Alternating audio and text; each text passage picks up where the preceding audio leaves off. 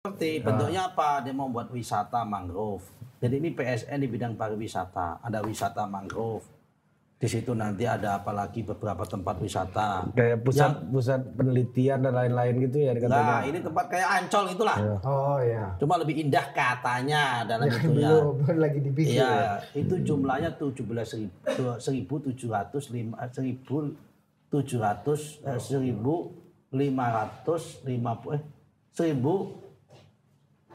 Pak Yai salah 1-2 hektar juga nggak berapa apa-apa ya? kita. Kemarin ya? 7.755 hektar. Nggak bisa salah kalau ini Oh iya, harus angka, presisi. betul. 7.755 hektar. Itu lahannya. 1.755. Itu. Yang 1.500-nya itu lahan hutan mangrove. Punyanya kehutanan yang mau dipakai. Oke, untuk PSN Tropical Coastline tadi itu. Yang pengadaan tanahnya itu 255, itu yang pengadaan tanah. akan ada reklamasi segala macam di situ Pak. Oh, kayaknya nggak reklamasi, itu apa namanya yang memanfaatkan tanah-tanah empang yang di pinggir situ. Masih dalam garis pantai ini kan. Yang dalam garis pantai mau dimanfaatkan. Mungkin nanti pantainya mau ditata di situ, ada wisata mangrove, ada wisata ini, wisata itu. Nah, yang sekitarnya ini penghunian. Maka namanya itu adalah PSN Peak Tropical Coastline. Nah, kenapa namanya itu? Padahal dia yang ngusulin, yang inisiatif. Jadi bikin nama sama halnya dengan karena bikin kawasan PSN KITB, kawasan industri terbatu Batang. Dan memang lokasinya di Batang. Nanti kalau dibuat kawasan industri terpadu Bodat malah salah nanti. Yang tempatnya ada di Batang kayak gitu. Iya, iya.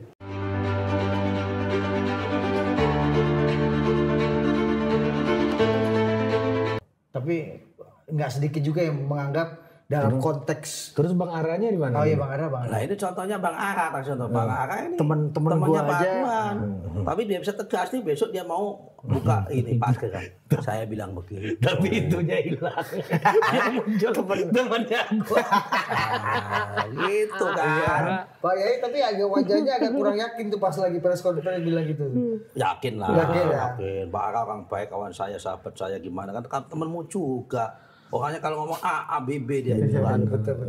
Ya Pernah kan? foto sama Pak Aguan juga di IKN ini kan begini nama naga-naga ini kan. Orang kan berkawan sama siapapun boleh. Kan nggak boleh nggak berkawan sama siapapun. Namanya pemerintah itu membuka diri, harus inklusif. Nah, tapi masalahnya Pak Yai. Microfinance. Inklusif. Jadi namanya government inklusif. Wah. Jadi government yang melayani secara inklusif semua masyarakat. Dulu kan Pak Karena Yai, Pak Aguan pun rakyat. Iya Pak dong. Yai kan bikin seminar dulu. Inclusive Microfinance. Ya. Sama tuh di komisi keuangan. IFIS bisa buat IFIS namanya. Itu Islamic Financial Inclusion Summit. Nah, itu. Sama Itu masih di komisi society. keuangan, Bang. Iya. Iya. Sekarang kita buat Masih di badan anggaran waktu itu. Oh, mata air ini. kita buat namanya pelayanan yang inklusif. Jadi pemerintah itu harus inklusif, melayani secara inklusif semua, nggak boleh pandang bulu. Apakah dia dulu dukung atau nggak dukung, apakah dia itu laki-laki atau perempuan, apakah dia pengusaha atau rakyat, semua itu secara inklusif harus dilayani. Namanya public services inklusif. Wah, pelayanan ini ya untuk semua. Iya, untuk semua. Tapi masalahnya Pak ya, ini omongan nggak sedikit orang juga. Saya baru dengar wawancaranya Bang Said Didu tuh di tempatnya Bang Akbar Faisal. Soal PSN ini, soal PIK ini, negara dianggap ya quote unquote kalah lah. Karena dari dengan apa label PSN, proyek strategis nasional, PIK ini membuat semua proyek-proyek PIK lainnya itu dijadikan PIK 2 sehingga dapat insentif dari proyek strategis nasional. Ini kan semacam ya gimana nih Penumpang gelap lah. Penumpang gelap nih, free riding daripada free rider daripada Begini. negara kan dianggap kalah memberikan prioritas dalam memandang perspektif hubungan civil society, business society, community society dengan negara. Itu nggak boleh dengan sudut pandang kalah menang. Karena tujuan negara bukan untuk menang. Tujuan negara itu untuk melindungi semua tumpah darah dan menciptakan kesejahteraan. Jadi jangan dipandang ini kalah menang kayak perang aja. Ini bukan perang.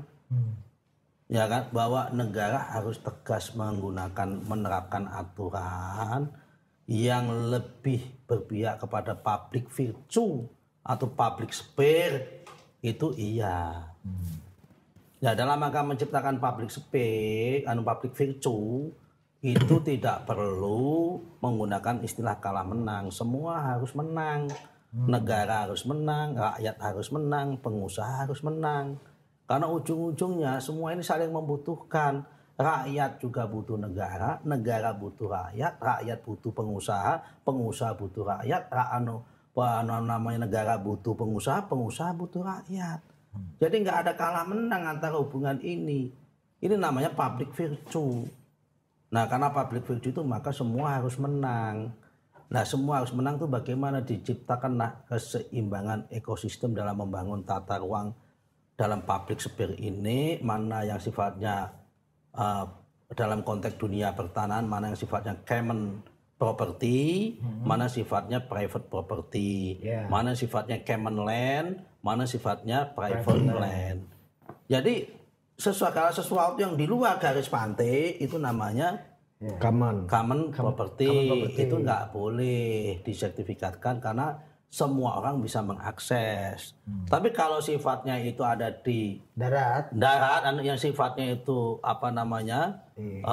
private property, itu boleh disertifikatkan sepanjang dengan tata aturan yang benar. Nah, yang dipersoalkan misalnya ini kan ada sungai-sungai gitu ya, jadi milik gitu, jadi milik private property, padahal itu kan harusnya milik common gitu. Jadi sungai, irigasi, itu yang dipersoalkan juga nih Pak Yai. Itu namanya ada sehingga berdampak pada masyarakat. Nah, itu juga ada begini, ada juga namanya yang kita sebut dengan public private partnership atau KPBU, kerjasama pemerintah dengan badan usaha.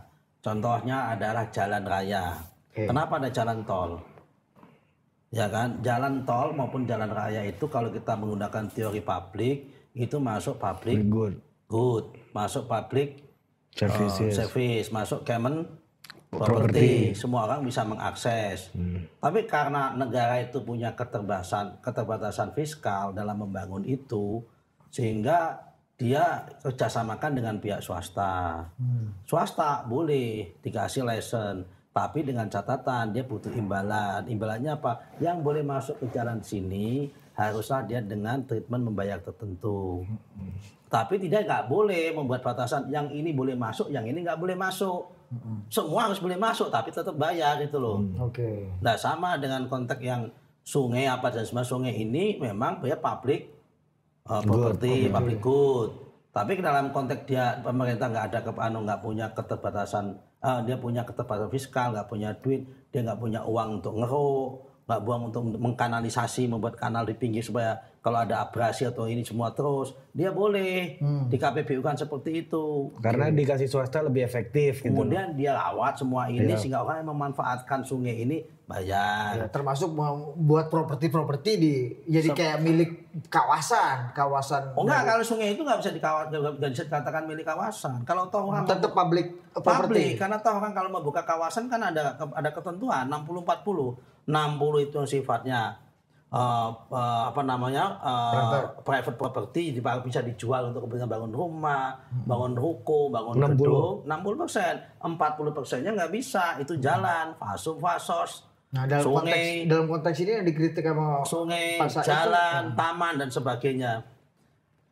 Yang dikritik Pak Said saya nggak tahu apa yang dia maksud. Kadang-kadang saya juga bingung apa yang dia maksud kadang-kadang masalahnya. Ya itu kan penguasaan teritori gitu yang harusnya bisa. Makanya itu perlu didefinisikan. Public property kemudian dikuasai oleh private. Kalau itu letak penguasaannya ada di mana? Aku nggak bermaksud membela ya. Kalau itu kan berarti dia mempunyai konsensi, dia meminta izin kepada pemerintah lokal setempat untuk itu dirawat.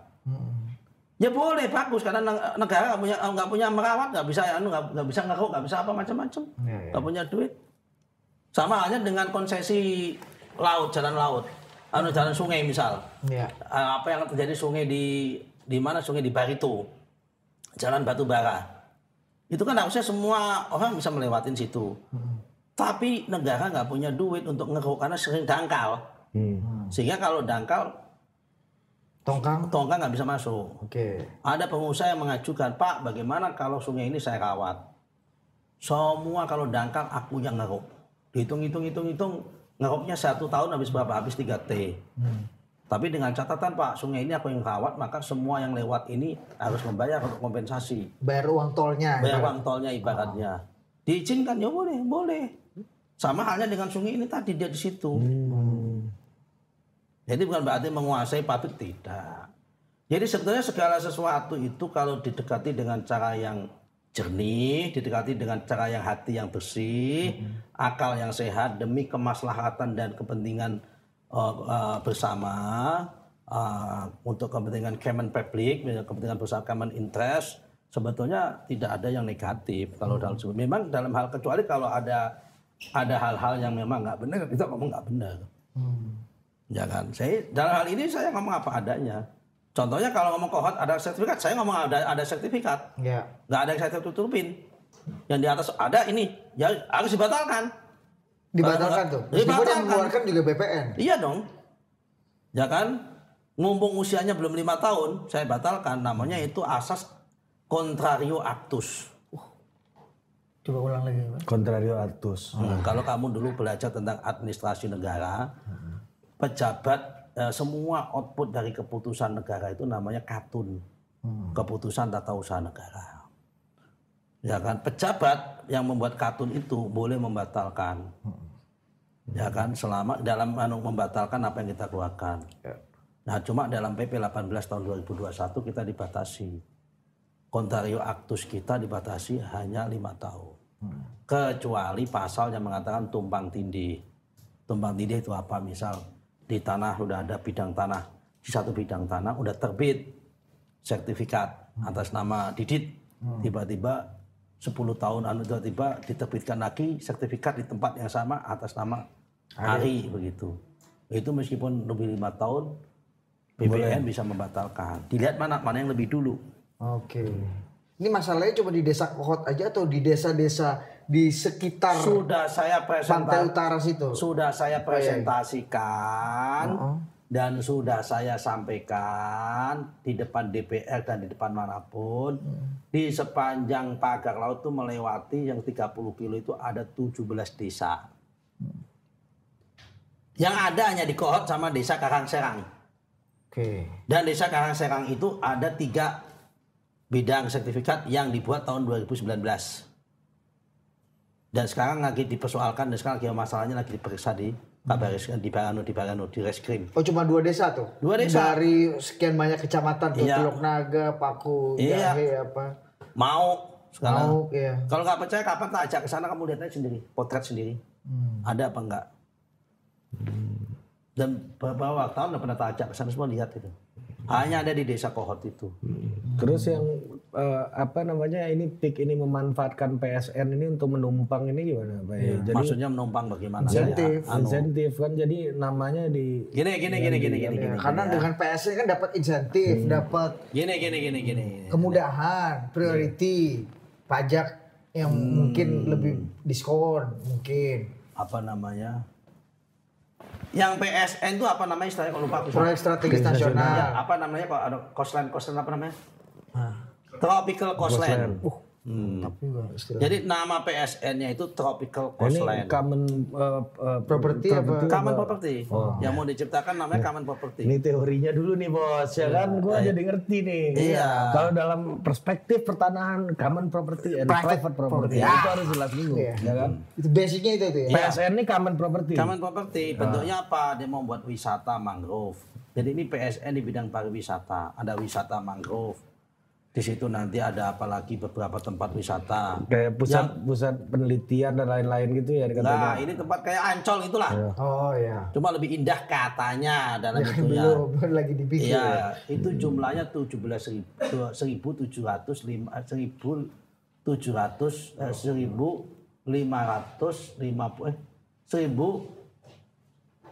Pak Yai salah 1-2 hektar juga nggak berapa apa-apa ya? kita. Kemarin ya? 7.755 hektar. Nggak bisa salah kalau ini bos, harus presisi. betul. 7.755 hektar. Itu lahannya. 1.755. Itu. Yang 1.500-nya itu lahan hutan mangrove. Punyanya kehutanan yang mau dipakai. Oke, untuk PSN Tropical Coastline tadi itu. Yang pengadaan tanahnya itu 255, itu yang pengadaan tanah. akan ada reklamasi segala macam di situ Pak. Oh, kayaknya nggak reklamasi, itu apa namanya yang memanfaatkan tanah-tanah empang yang di pinggir situ. Masih dalam garis pantai ini kan. Yang dalam garis pantai mau dimanfaatkan. Mungkin nanti pantainya mau ditata di situ, ada wisata mangkep, ada wisata ini, wisata itu. Nah, yang sekitarnya ini penghunian. Maka namanya itu adalah PSN Peak Tropical Coastline. Nah, kenapa namanya itu? Yang dia ngusulin yang inisiatif. Jadi bikin nama sama halnya dengan karena bikin kawasan PSN KITB, kawasan industri terbatu Batang. Ya memang lokasinya di Batang. Nanti kalau dibuat kawasan industri terpadu Bodat malah salah nanti. Yang tempatnya ada di Batang kayak gitu. Iya. Nah itu tadi kalau kembali lagi, ini memanfaatkan nggak? Jadi kalau katanya lagi-lagi saya udah dengar wawancara Pak Said, ekspansi tanah-tanah yang akan dijadikan itu atas nama PIK 2 lagi. Padahal katanya PIK-nya sampai PIK 11. Jadi karena PIK 2 lah yang dapat PSN, namanya PIK 2 semua. Yang dapat PSN nggak PIK 2, PSN-nya namanya Peak Tropical Coastline. Oh. Nah kemudian di sekitar situ, dia kan dagang ya, dia mengadakan pembebasan lahan untuk kepentingan kawan untuk penghutan pemukiman dia. Boleh, ya boleh, dia usaha sifatnya jual beli kepada masyarakat.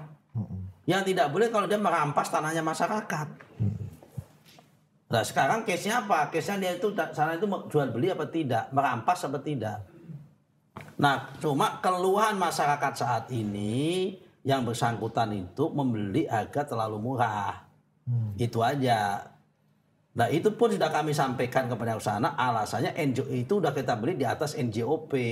Oke. Jadi sekarang kalau mau masyarakat mengkritiklah sama Pemda Tangerang. Kenapa Pemda Tangerang menetapkan NJOP terlalu rendah? Itu bupatinya Golkar kan dulu. Bupatinya? Iya kawan saya Pak Zaki. Oh iya betul. Sekarang keluarga Pak Zaki juga masih kan? Oh iya. Adiknya, wakilnya adiknya. Iya. Oh, Makanya kalau ini supaya berarti di bupati nih membuat NJOP terlalu rendah. iya itu kalau mau protes di sisi itu ya protesnya ke Pemda DKI, Pemda Tangerang. Kenapa NJOP-nya dibuat rendah? Oh iya. Kalau mau protes di situ, kalau yang soal 50.000 per meter itu segala macam itu. ya NJOP-nya 40.000. Ketika dia beli 50 merasa udah di atas NJOP. Oh. Dari sisi keadilan itu yang menjadi problem. Iya. Ditambah 10.000 aja Udah ada. Iya. Jadi itu baseline NJOP-nya itu yang membuat masyarakat itu protes. Termasuk Pak Said ya kali ya. Nggak tahu aku kalau soal itu saya nggak tahu. Karena kan nggak hafal saya itu kan ribuan hektar dan ribuan sertifikat, masa saya menghafal satu persatu. Harganya cuma diberikan. Saya menghafal tugas saya kadang-kadang saya nggak hafal apalagi menghafal. Pak Yai, harganya antara 35.000 sampai 50.000 per meter. Loh, iya makanya saya katakan NJOP-nya 40.